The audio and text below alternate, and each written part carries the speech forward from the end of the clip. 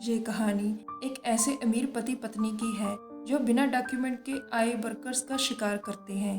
कहानी की शुरुआत में मीमो नाम का लड़का एलन के घर जाता है। एलन यहाँ कई सालों से बिना डॉक्यूमेंट्स के रह रहा था। मीमो भी अभी अभी यहाँ बिना डॉक्यूमेंट्स के आया था। एलन उसे खाने को पूछता है और उसे रहने की जगह भी देता है। दूसरे दिन वो दोनों काम के लिए जाते हैं। वो दोनों वर्कर्स थे और लगभग हर तरह का काम कर लेते थे, पर आज दोनों को कोई काम नहीं मिलता। एलन कुछ छोटे मोटे काम करके फिर भी कुछ पैसे कमा लेता है, पर मीमो को कोई काम नहीं मिलता।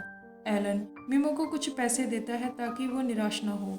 फिर हम देखते हैं कि एलन कुछ सेविंग कर रहा है। दरअसल वो अपनी पत्नी और बच्चे को जल्दी अपने पास बुलाना चाहता था, जिसके लिए वो एक आदमी से भी मिलता है जो अनडॉक्यूमेंट इमिग्रेशन का काम करता है, पर एलन के पास उसको देने के लिए पूरे पैसे नहीं थे। दूसरे दिन वो दोनों फिर से काम के लिए जाते हैं। अब वो दोनों एक औरत को देखते हैं जिसके पास हार्डवेयर का सामान था। एलन उसके पास जाता है और उसे बताता है कि हम हर तरह का काम कर सकते हैं और वो भी सस्ते में। वो औरत मान जाती है और उसका नाम लिज था। अब लिज एलन, मीमो, हेक्टर और सिल्वा को अपनी गाड़ी में बिठाकर अपने साथ ले जाती है। अब गाड़ी शहर से दूर एक विशाल घर में जाती है जिसमें बड़ा सा पार्क था। फिर लिज उन्हें एक गेस्ट हाउस में ले जाती है जहां वो अपना काम शुरू कर देते हैं। थोड़ी देर बाद लिज उनके लिए बियर्स लेकर आती है। अब हेक्टर कहता है कि अगर घर में कोई काम हो हमें बताना। लिज कहती है ओके। लिज का घर गेस्ट हाउस के पास था। तभी लिज का पति बेन आ जाता है और दोनों घर के अंदर चले जाते हैं। दरअसल लिज और बेन अपना घर बेचना चाहते थे और उनके घर को देखने कुछ लोग आने वाले थे। फिर सिल्वा उनके घर बाथरूम जाने के लिए जाता है, पर लिज कहती है तुम घर के अंदर नहीं जा सकते क्योंकि तुम्हारे कपड़े बहुत गंदे हो चुके हैं। इसके बाद रात हो जाती है। हेक्टर अपना फोन ढूंढता है जो उसे कहीं नहीं मिलता।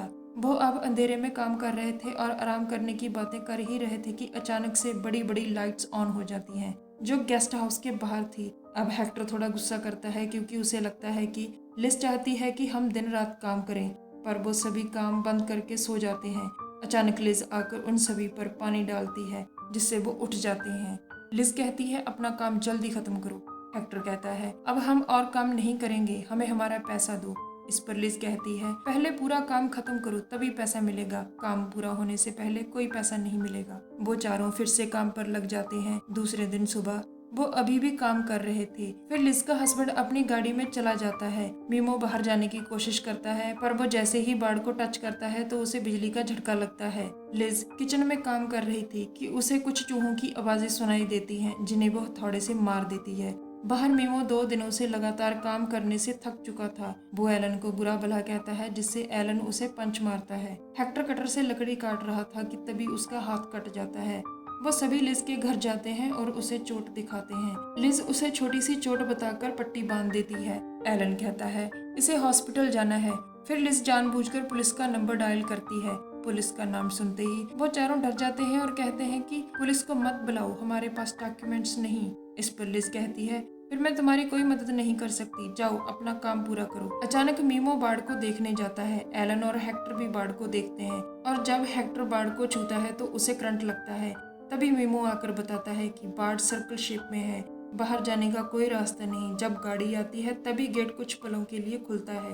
अब हेक्टर शीशा काटकर लिज के घर जाता है। वो गेट की चाबियां उठाकर वहां से निकलता है कि तभी बेन उसकी टांग पर गोली मार देता है।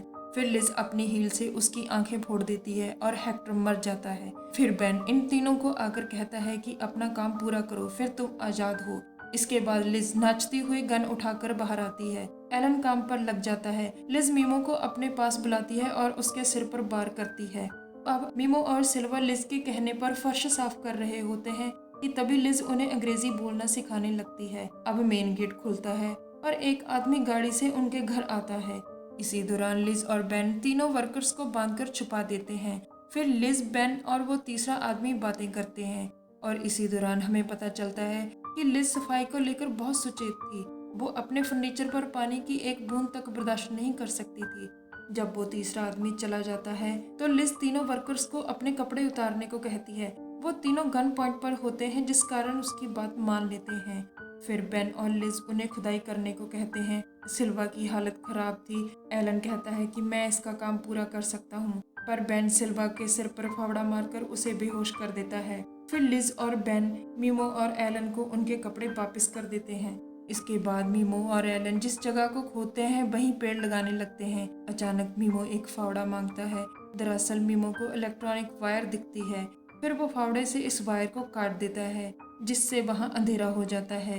एलन और मीमो भागते हैं और उनके घर में चले जाते हैं। सिल्वा भी उठ चुका था। वो जल्दी से बाड़ पर चढ़ता है, पर बेन उसे देख लेता है। बेन भी पीछे बाड़ पर चढ़ता है कि तभी लिज मेन प्लग ऑन करती है, जिससे बेन करंट खाकर नीचे गिर जाता है। सिल्वा वहां से भागने ही वाला था कि तभी उसे बेन गोली मार देता है। घर के अंदर एलन को एक कुत्ता पकड़ लेता है। मीमो कुत्ते को चाकू से मारता है कि तभी लिज आकर चिल्लाती है और बेन एलन पर वार करके उसे बेहोश कर देता है। इसके बाद एक तहखाने में मीमो को होश आता है। उसके आसपास कई मरे हुए लोग थे। फिर एलन को भी होश आता है, जिसकी टांग काफी जख्मी थी। ऊपर लिज और बेन को एक जोड़ा मिलने आता है। वो उनका घर खरीदना चाहते थे, जिसके लिए वो उनका घर देखते हैं। फिर वो उसी गेस्ट हाउस में जाते हैं जहां मीमो और उसके दोस्तों ने काम किया था। अचानक उस औरत को गेस्ट हाउस के फर्श के नीचे से आवाज सुनाई देती है, पर लिज उसे बुला लेती है। दरअसल ये आवाज मीमो नीचे से कर रहा था। वो एक पत्थर से तहखाने के डोर को तोड़ना चाहता था, पर वो सफल नहीं हो पाता। अब दूसरे दिन मीमो पर छत से कुछ पानी की बूंदें गिरती हैं। उसे लगता है कि इस जगह से निकला जा सकता है। फिर वह हेक्टर की लाश के पास जाकर उसका चाकू निकाल लेता है, जिसे वो हमेशा अपने पास रखता था। हेक्टर की लाश को वहां बेन और लिज ने फेंक दिया था। अब मीमो चाकू से उसी लीकेज वाली जगह को कुरेदता है और बाहर आ जाता है। मीमो एलन को सहारा देता है, पर वो चल नहीं सकता। मीमो उसे कहता है कि तुम यहीं रहो, मैं मदद लेकर वापस आता हूँ। पर एलन कहता है कि वापस मत आना। मीमो बाहर जाता है, तभी गेट से कोई गाड़ी अंदर आती है। मीमो गेट बंद होने से पहले बाहर भाग जाता है।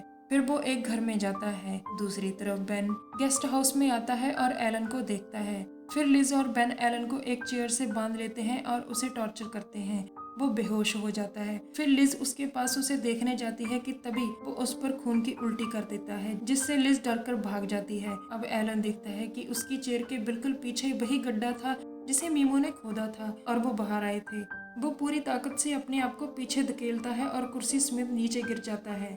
बेन नीचे आता है, पर एलन उसका गला काटकर उसे मार देता है। लिज जब बाहर देखती है गेस्ट हाउस जल रहा था। वो भागकर वहां जाती है। वो बेन को पुकारती है, पर उसे बेन कहीं नहीं मिलता। फिर वो घर में वापस आती है। उसे सीढ़ियों पर खून के धब्बे दिखाई देते हैं। उसे लगता है कि एलन ऊपर है, तो वो भी भागकर ऊपर आती है। फिर वो अपने बेड को आग लगी देखती है। वो भागकर आग बुझाने जाती है कि तभी एलन बेडरूम का दरवाजा बंद कर देता है। लिज को घूसा मारकर बेहोश कर देता है। जब लिज को होश आता है तो एलन के पास गन होती है और वो एक कुर्सी पर बैठा था। लिज पूछती है बेन कहाँ है। एलन कहता है वो मर गया। अब एलन कहता है कि हम तुम्हारा घर बनाते हैं, पर तुम लोग हमें जानवर समझते हो। फिर एलन कहता है कि मुझसे अपनी जान की भीख मांगो। फिर लिज बहुत चालाकी से उसकी टांग पर वही काटती है जहां कुत्ते ने उसे काटा था। एलन दर्द से तड़फ कर चिल्ला रहा था। फिर लिज वहां से भागती है, पर एलन भी मुश्किल से उसके पीछे जाता है और उसके सर पर गोली मारता है। इसके बाद एलन भाग जाता है। अब हमें मीमो की लाश दिखती है, जिसे उसी घर के आदमी ने मार डाला था जिस घर में वो मदद के लिए गया था। फिर आखिर में पुलिस लिज और बेन के घर की इन्वेस्टिगेशन कर रही थी कि उन्हें तहखाने का वही गड्ढा दिखता है जिससे मीमो और एलन बाहर निकले थे। इसके बाद एलन उसी आदमी के पास जाता है जो अनडॉक्यूमेंट इमिग्रेशन का काम करता है। अब एलन उसे पैसे और लिज का लॉकेट देता है। वो आदमी उसे कहता है कि अब तुम्हारी पत्नी और बच्चा यहाँ आ जाएंगे। इस पूरी कहानी में इलीगल इमिग्रेशन के बारे में दिखाया जाता है कि जो लोग बिना डॉक्यूमेंट्स के दूसरे देशों में काम के लिए जाते हैं, वहाँ उनका कितना शोषण किया जाता है। हमारी वीडियो देखने के लिए धन्यवाद। हमारे चैनल को जरूर सब्सक्राइब करें।